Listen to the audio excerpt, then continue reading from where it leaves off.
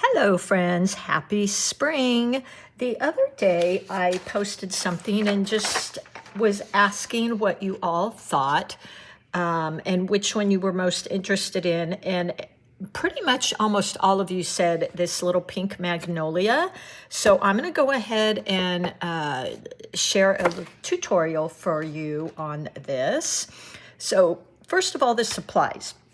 If you don't need the supplies, just fast forward. We always timestamp as well. But for those beginners out there, I think this kind of information is really important. As always, I use my Artisto pad. This is actually January, February, and then I added spring because I had a few sheets left here. So these are fabulous. They're 140-pound cold press. I keep these all journaled so I can always refer back to them. And if I really want to, they are perforated, so I can tear those out and gift them or frame them or what have you. And they've just got a beautiful, beautiful texture. I carry these with me everywhere I go, so I really enjoy those. The paints I'm going to be using are Paul Rubens, but this is their Pro Kit, and it's going to be almost identical as far as colors to their student grade we all use quite a bit, which is the Mylang. The only difference, I mean, look at those gorgeous colors, you guys. They're creamy, they're soft, they're vibrant. I love them. Again, these are the student palette, but look at these colors. Those are like perfect magnolia colors. So you can definitely use your little Mylang palette. This one does have a few more colors in it, but I'm basically going to be working with the same colors. And really the difference between their Pro palette and the student is, excuse me, is that the Pro palette's going to have higher light fastness, which just means light fastness is how much they're going to fade if, you know, out in the light and so on and so forth. But, you know, I have had no problem with the Mylang. I just kind of wanted to play with this palette. So what I'm going to do first is we always just dampen our colors. So just a light spray. You don't want big puddles.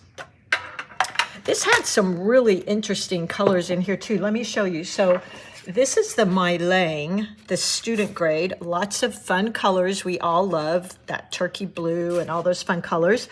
This one, which I'm trying to get the color names because I, in error, once I swatched them out, did not keep the little stickers, unfortunately. So, but look at these colors, you guys. Aren't those gorgeous? And I will send you the link I used to get these down below in the description. I always link all my supply links, recommended supply links down below. But look at these greens. So compared to the student palette, they have a few more really cool greens, quite a few neutrals, which was interesting. And some of our favorites, cad yellow, those beautiful blues. These are my favorite, of course. I love the cool side of the palettes. So that's what I'm going to be using today. What I want to do first is I want to find something to paint a circle or draw a circle here. Let's see here. We could use this. So what I'll do is I want a brown, oh, and by the way, today I am using, you can use the 8 Debbie Walker art brush if you have that. I wanted to play with something a little softer today since I want to make this really washy, wet and wet. So this is the Princeton Neptune. It's just a little bit, not quite as snappy as my brush. Let me find my brush here. Oh, where is my brush? I'm constantly using it. So of course it's not here. I think it's packed in my bag because I paint at the cafes all the time. But anyways, it's not quite as snappy. Got a frog in my throat. It's a little bit softer, so look at that. But I wanted to play with it a little bit because, you know, it's fun to switch it up. So I'm going to take this. You can take a lid, whatever you want, and I think I'm going to go for that Van Dyke brown. Always kind of my favorite, Van Dyke or burned brown. You have that in your Mylang palette too. And there's actually a little pink on here because I use this for something, I think cherry blossoms or something like that. But I'm going to go ahead and just dab on all of that brown, that dark brown. There we go. This is always, you know, I love my wreaths, and this is always a fun way to kind of do those branches. So I'll just stamp that on and then maybe do another one. This is a pretty common technique now these days, I'm noticing. Little to the side, so we just have some fun, almost branch type. And because I had a little bit of that pink in there, it's a little bit of this beautiful dark brown burgundy-ish color. The other thing I'm using here, by the way, is, now I just rinsed it, but my wash and rinse, really important in watercolors. And I just love, you know, my Meeden. If you watch me, you're familiar with my supplies. That Meeden wash and rinse basin, it's awesome. I have spilled over my decades of painting way too many little plastic cups and such, and they're just, I like it. It looks nice and clean on my desk. And then I've got my Meeden palette here. So I'm going to go ahead and put some of the pink in there, which we're all familiar with this pink. It's the rose red, so I'll just put some of that in there. You know, that's my favorite color. And then I might just add in a touch of the violet red, another favorite of mine. Ooh, look at that. I mean, how gorgeous is that, you guys? There you go. And let me show you real quick. Well, I want to get started on this, so I'll show you the brush strokes as we go. We're basically going to be doing a push, pull up on the point to make these fun little magnolias. These are the pink magnolias. So, by the way, it's also perfectly fine to get these a little bit mixed up. Before I start, though, you know what? Let me get some of the green into my palette as well. So I'm going to use a sap green. You probably have your go-to green. Sap green is always kind of my go-to. And these colors they came out with, by the way, if you do decide to get this palette, are really cool. A lot of times when manufacturers come out with new palettes, they're pretty similar, and I'm not always drawn to buying a new palette, but this one had so many really cool colors. I really liked some of these browns, and then again those greens. So I was pretty, oops, that's the wrong one. These greens that I want to play with, and some of those browns. So, you know, it's fun to try something new sometimes. All right, rinsing my brush and tapping it off. Tap, tap, tap. I'm going to go into my pink here, and I just want a tiny tad bit on my brush. I want it pretty light because you start with those light values, and tap, tap, tap. And let's go in and create our first little magnolia here. So point, press. I'm going to put a tiny bit more, point, press, point, press, point, press. Like that. So this one's maybe a little bit more opened up. And I wanted it to blend with that brown as well. And then we'll go over here, just tap, tap, tap. And if you are using a softer brush, you really have to tap off some of that paint or it's just gonna go crazy. So I'm gonna go up here in the corner and start with the middle. Point, press, point, and kind of these C curves. That's why, again, always so important to practice those thin and those thick strokes because we use them quite a bit. I'm just using the tip of my brush to kind of round out. There we go. So we've got another one there. Going to do that point press right here, maybe make a closed one. I think I'll put this one inside. Point press, just a little bud here. And now before those dry too much, I'm washing, rinsing my brush. Let me grab my paper towel and just tap off a little bit. And I'm going to go in, load my brush with the pink, tap, tap, tap. And let's just start adding in some of these little leaves here and there, just to kind of frame our magnolias, like that.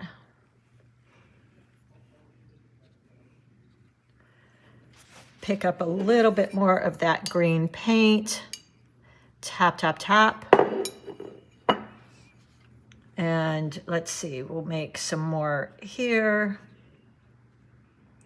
Make sure to vary your little leaves as well, just for interest. There we go. So I've got some thick, I've got some thin. I'm gonna wash and rinse my brush and go into that pink again. Tap, tap, tap. So pick up that paint, tap, tap, tap. And then let's put one larger one here. So I'm going to hold my brush about 3 o'clock and point, using a bit of the side of my brush, press and come down. So I've got quite a wide petal there. And then I'll just come around to this side, point a little bit on its side, press like that, point, press. Because that's what to me is so signature about these. They have the most beautiful large leaves. Point, press, point, press. There we go. Now I do have a little bit of puddling there, and I was trying to kind of do that for you too, because I want to show you. So rinse my brush, get rid of that water. You can go in here and soak that up if you feel like you have too much there. I am going to go in the center, pick up some of that paint, tap, tap, tap, and just tap in. I just want to give it a little bit of that violet. Go over that a bit. They have these beautiful, grand, lovely petals on them that are so pretty. And then I think what I want to do is I'm going to add some little buds here, just here and there, kind of for some interest. So just barely using the tip of my brush, like that. Maybe some more down in here.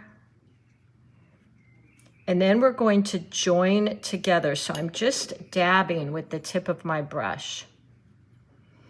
I'm going to go into there, wash, rinse, tap off my brush, and pick up that green again.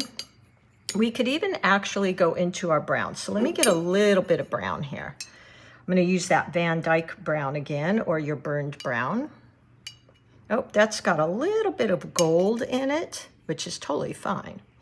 And tap off my brush, and now light pressure, only engaging the tip of my brush.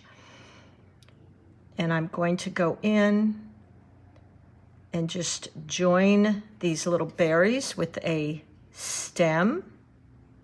Very light pressure. Again, this is where those brush stroke practices come in so handy, because when you see something like this, you can look at it and say, oh, I know how to do that.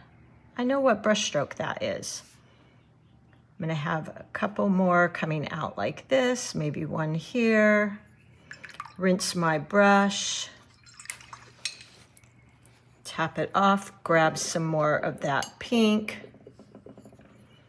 and put maybe another one right here, one right there.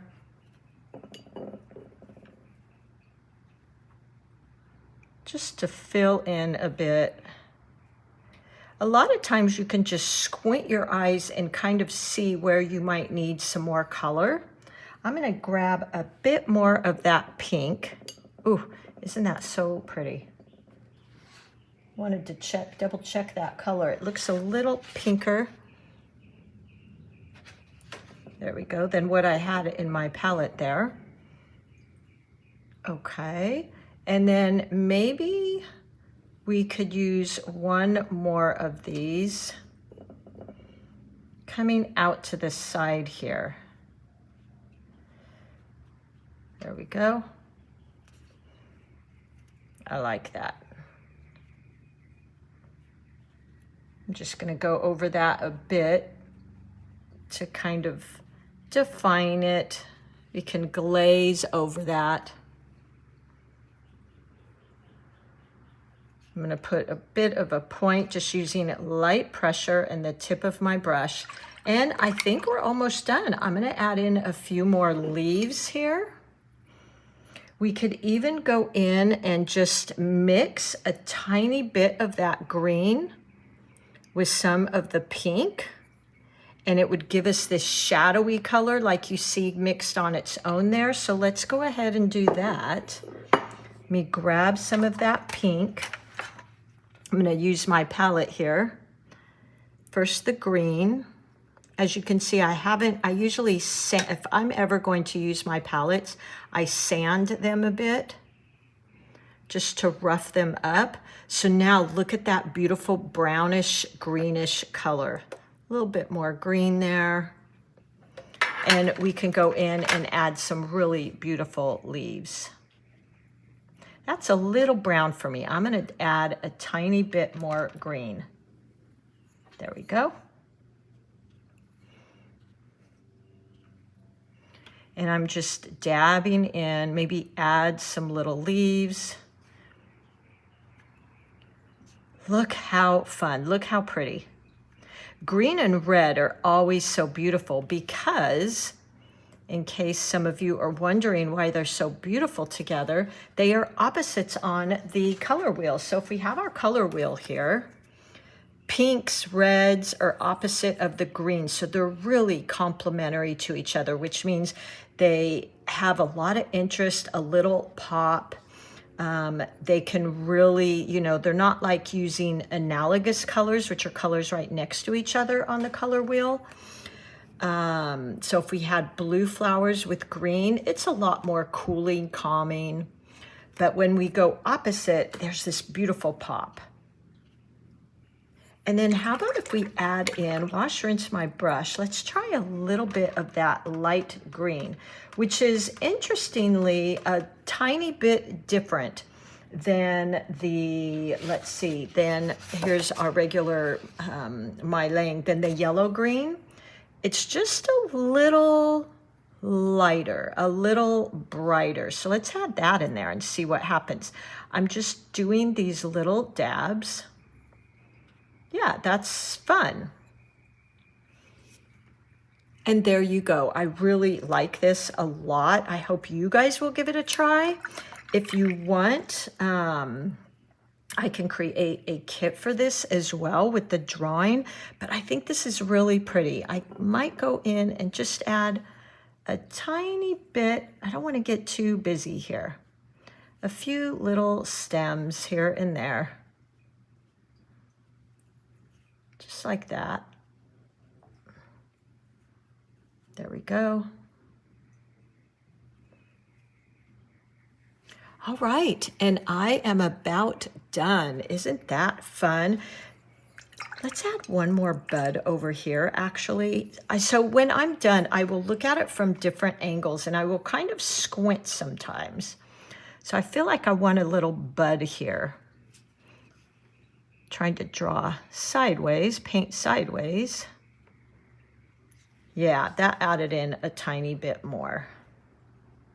There we go. All right, everybody, if you know calligraphy, this would be so beautiful with some calligraphy, I think. You know, happy Easter, happy spring. Oh, and I see two little berries here. Did you guys notice that? That are kind of dangling out there. So let's grab that with a little bit of brown and let's connect to those. There we go. Forgot that. All right, you know, I could just keep going. This is when sometimes, you know, you really have to ask yourself, okay, do I need to stop? Do I need to walk away? Or is there really something here I can add? And with me, sometimes I just add and I add. Okay, I am done. I'm gonna put this down. I hope you guys give this a try. Thank you so much for being a part of my little group here. You guys are the best. You really bring me so much joy, so much happiness. And let's keep celebrating spring with some fun flowers. I'm going to be sharing a little bunny in a patch of wildflowers. I think will be really fun. Also, if you're a member of my Patreon, hop on over there. There's free levels with lots of fun stuff there. We do a lot of beautiful posts and tips and polls, but I'm going to be talking about color theory if you're in some of the upper levels. So I hope to share that with you. And meanwhile, there's so much here for you as well. Happy painting, everybody. And you know, you are an artist. Have fun, play, and that's when the magic will truly happen. I'll see you soon.